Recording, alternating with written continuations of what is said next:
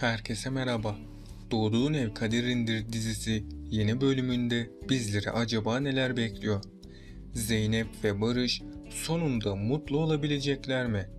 Mehdi ve Zeynep'in ailesinin hayatı tehlikede mi? Dizimiz erken final yapacak mı? Hepimizi bekleyen o üzücü haber ne olacak? Hepsini sizlere bu videoda açıklayacağım arkadaşlar. Öncelikle dizimizin final olmasını istemiyorsanız ve ayrıca Zeynep'in mutlu olmasını istiyorsanız da beğeni tuşuna basalım ve sayımızı görmüş olalım. Önümüzdeki bölümde Barış'ın aklına Özlem'in yani ablasının sözleri gelecek.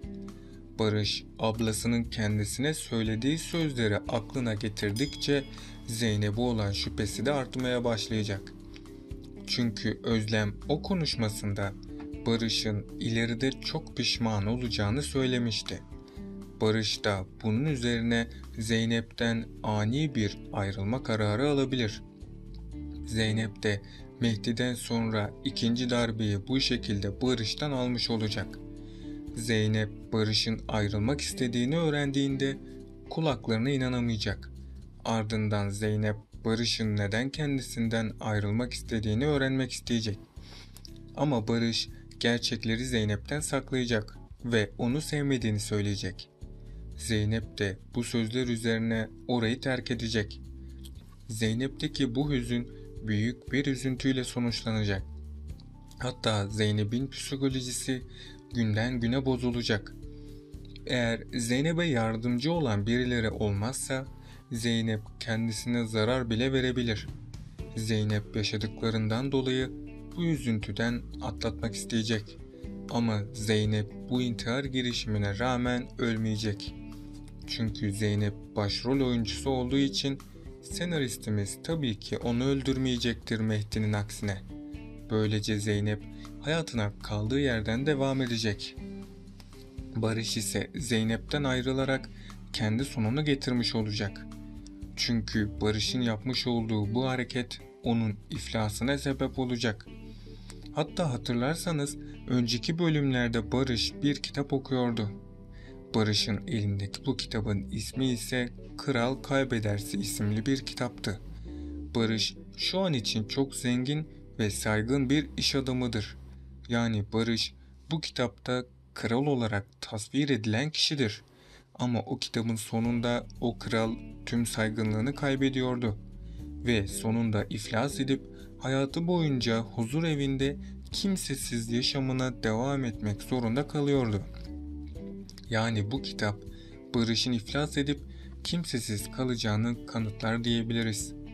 Önümüzdeki bölümlerde Barış ve Zeynep düğün hazırlıklarına kaldıkları yerden devam edecek.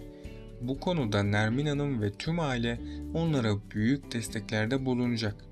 Özlem ise Barış ve Zeynep'i ayırmak için her şeyi denemişti. Çünkü Özlem Barış'ı Zeynep'ten gelecek tehlikelere karşı korumak istemişti. Ama Barış Özlem'in bu sözlerini hiç önemsemedi. Barış ablasını dinlemeyerek büyük bir hata yaptığının farkına ileride geç olsa da varacak. Çünkü Barış'ın Zeynep ile olan evliliği onun sonunu getirecek. Önümüzdeki bölümlerde Barış ve Zeynep'in düğünleri gerçekleşecek. Ama Zeynep ve Barış'ı çok büyük bir tehlike bekliyor. Çünkü halen Veysi ve Ekrem davası çözülemedi. Ekrem, Nermin ve Zeynep'ten intikam almayı aklına koymuştu. Veysi de Mehdi'nin hapisten çıkmasına yardımcı olan Zeynep'i kendisini adeta düşman olarak görüyor. Bu yüzden Zeynep ve Barış'a düğün gününde bir zarar gelebilir. Onun için Zeynep ve Barış'ın önce Veysi ve Ekrem sorununu halletmesi gerekecek. Son bölümlerde yaşanan olaylardan sonra Mehdi'nin diziden ayrılacağı yönünde çıkan haberlerin ne yazık ki doğru olduğu anlaşıldı. Zeynep ile Mehdi'nin ilerleyen bölümlerde tekrardan bir araya geleceği düşünülürken böyle bir ayrılık herkes için şok oldu tabii ki. Bundan sonraki süreçte de dizideki olaylar Zeynep ve Barış üzerinden ilerleyecek. Sultan Hanım ve Ali Rıza Bey de birbirlerine destek olacaklar. Bu iki çiftin ilişkileri daha da ileriye taşınırken diğer taraftan da Savaş ve Emine aşkı da yavaş yavaş kendini göstermeye başlayacak.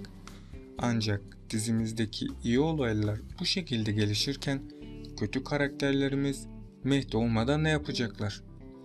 Bir yandan Veysi'nin sebep olduğu olaylar, diğer yandan da Cengiz Baba'nın ortalığı bir hayli karıştırması yüzünden Ali Rıza abi bu duruma dahil oldu ve kendilerine yardım etmesi için eski dostu Sadi'yi çağırdı. Erkan Petekkaya, delikanlı Sadi karakteriyle Ali Rıza Dayan'ın arkadaşına can verecek. Peki sizce Sadi'nin dizimize olan katkısı nasıl olacak? Düşüncelerinizi yorumlar kısmında bekliyorum. Dizimizin önümüzdeki bölümünde herkesin hayatı aniden değişecek.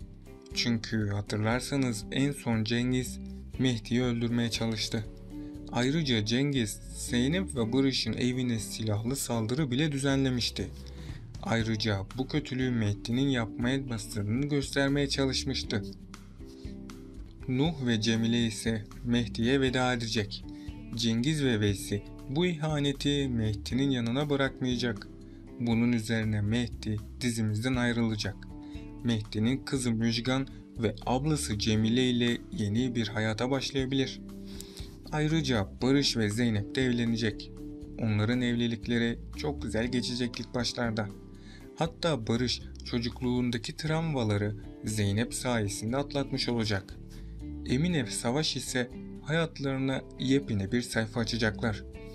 Emine kendi kaderinin çizdiği yoldan değil, kendi istediği yoldan hayatına devam edecek. Savaş ise Emine sayesinde iyileşecek. Savaş iyileştikten sonra Emine'ye evlenme teklifinde bulunacak. Emine ile Savaş evlenirken Sultan da Ali Rıza ile evlenip çok mutlu olacak.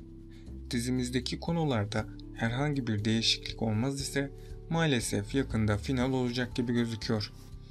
Peki İbrahim Çelikkol yani Mehdi'nin dizimizden ayrılmasını nasıl karşıladınız? Aşağıda yorumlarınızı bekliyorum. İlk zamanlar Barış ve Zeynep'in evliliği muhteşem bir şekilde geçecek. Zeynep kendisini bir peri masalının içinde bulacak. Barış da yıllardır annesinden göremediği ilgi ve alakayı Zeynep'te görecek. Bu yüzden ikisi de birbirlerine defalarca kez söz verecekler ve asla birbirlerini terk etmeyeceklerini söyleyecekler. Ama sonrasında her şey birden kabusa dönüşecek. Çünkü Barış bu duruma artık tahammül gösteremeyecek. Zeynep'in kendisiyle ilgilenmediğini fark edecek. Barış, Zeynep'in bu davranışlarını görünce çok sinirlenecek ve bunun üzerine Zeynep'ten ayrılma kararı alacak. Bu bölümün de sonuna geldik arkadaşlar. Bunun gibi videoların devam etmesini istiyorsanız kanalıma abone olup bu videoyu beğenerek dizimize destek olabilirsiniz. Sonraki videolarda görüşmek üzere. Hoşça kalın.